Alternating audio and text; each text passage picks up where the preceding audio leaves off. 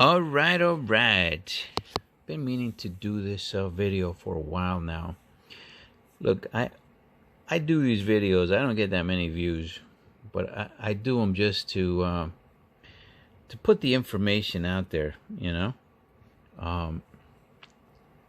I love comics, and I know whoever listens to this has to love them too, because you're putting up with my voice. All right, but I'm always hearing about why is it that Jimmy Olsen 134 is viewed as the first appearance of Darkseid, even though they've heard that there's only one panel here, which they would be right. And most people haven't even seen that one panel, by the way. But they've heard that there's only one panel here, there's only a cameo. And that's actually true. I'm going to show you the 3 reasons why this book is been considered and the average collector, the comic book collector, and the Darkseid fan has been drawn to this book more so than Forever People #1, right? So we're going to get into this first. This is the Standard Catalog of Comic Books, 2005 edition. 134, first appearance of Darkseid, 333,539 issues of this book printed. You're not going to find that many out there in the field now. You're just not going to find them. Okay, this is a 50-year-old book, guys. 50 years old, and back then, this issue was in the newsstands. People didn't really look at comics the way that we look at comics now 50 years ago. Action Comics #1 only went for probably around $250 for a near mint copy, and there weren't much to be found. We're going to go to Overstreet. Overstreet here also says first appearance of Darkseid, 1 panel. For issue 134. All right, so what is that 1 panel? This is reason #1. Reason #1 is because this is the first time we see Darkseid. This is the first appearance of Darkseid. 1 panel, last page of the book, right? Sure, Forever People #1 had a full appearance, and Darkseid is more involved in that storyline, right? But this is the first time we do see him. Could be a cameo, yeah. Second reason, however, is because Forever People #1 was a collaboration between Jack Kirby and Vince Colletta on the cover. Now, Kirby did the entire story and the artwork, right? Colletta did the ink work. But Kirby and Colletta did this story as well. Full story by Kirby, full art by Kirby. Colletta is the inker. This cover, however, is a Neal Adams cover. Neal Adams is pretty much the equivalent of what Jim Lee or Todd McFarlane are to the 80s and /90s, that's what Neal Adams represents in comics back then, or represented back then. Alex Schomburg in the Golden Age. There's few artists that hold that much weight in comic books, and Neal Adams is one of them, for his era, This is a Neal Adams cover. That's reason #2. It's kind of like when you think of Hulk 180 and Hulk 181, why is it Hulk 180, which is kind of ironic because this one's kind of like the cameo, right? And Hulk 180 is like a cameo, but the cover in 181, fantastic cover. People are drawn by that cover, and they made that pretty much the most sought after appearance of Wolverine, his first appearance, and that's why they treat it as so. But anyway, that's the second reason for issue 134. And then the third reason is this one. It has a full page ad of not only Forever People, but New Gods #1. And that's inside this book. All right, and that's something that most people don't even know. As far as the story itself, I'm not too much into this story. I read this book. Story is meh,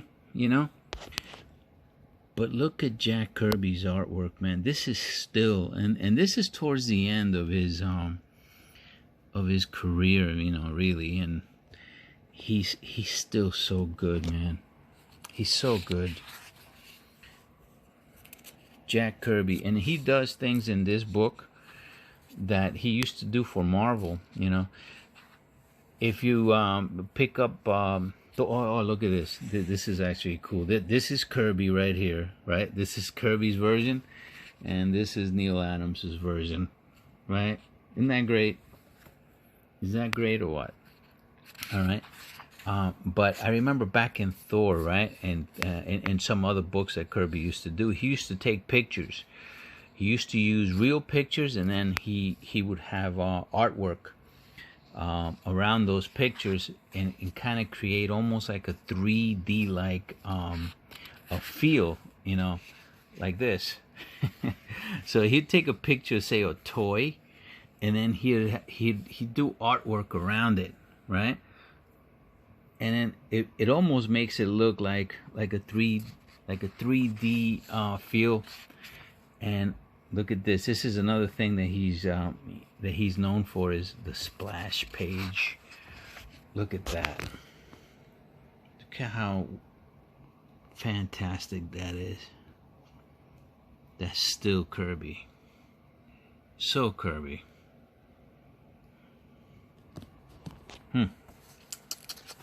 Eye candy, right? But anyway, that's why this book, like the story, I don't think Kirby was all that great of a storyteller. New Gods was his best work, in my opinion. The work in New Gods is, it was what he wanted to do to the Asgardians, and one of the reasons why he left Marvel. It's because he wanted to do the New Gods for Marvel. He wanted the Asgardians to get killed, pretty much. And then when the New Gods would be resurrected through their energy, and Stan Lee just wasn't going for it, and he told them no. And that was one reason why Kirby didn't like Stan Lee. The other reason was because he didn't think that Kirby paid him enough credit for his collaboration on Marvel Comics, which he deserves. Probably more so credit than Stan Lee, in my opinion, because he is the one who came up with the actual look of the characters, and but I mean, realistically, it's probably 50-50 on both, but it just seems like Stan Lee got most of the credit there. I'm going off tangent here, but anyway, so as far as the book itself, right, and the appearance, this is a major key, and this is a must-have for any collector, in my opinion. The first appearance of Darkseid, one of the best villains ever created, and this book isn't really worth even a fraction of what I think it should be worth. If you take a 9.2 or even a 9.0 of Iron Man 55, which is the first Thanos, that book would go easily for around $1,200. Easily. If you take a 9.0 of this book, it'll definitely be under $1,000. I bought a 9.2 of this book for less than $1,000. $900 to be exact. And this one right here, I mean, it's not like it hasn't gained in monetary value, right? This is in 2005. A raw copy and near mint was going for $25 back then, right? As you could see, a 9.0 was going for about $127, you know. So it has increased in value. It just hasn't increased the way that I think it should have, and that's how you can benefit out of this, right? A lot of my collection I've bought cheap, you know, and then later on it just becomes something. You know, this is where the speculation comes in, but this book is not really even speculating anymore. This is a first appearance of a major character, you know, and that it is cheap right now. This particular book, right, I'm going to be sending this out to CGC, probably about a 6.0 as it stands right now. The back is a little bit rough as well, but once I get it pressed and cleaned,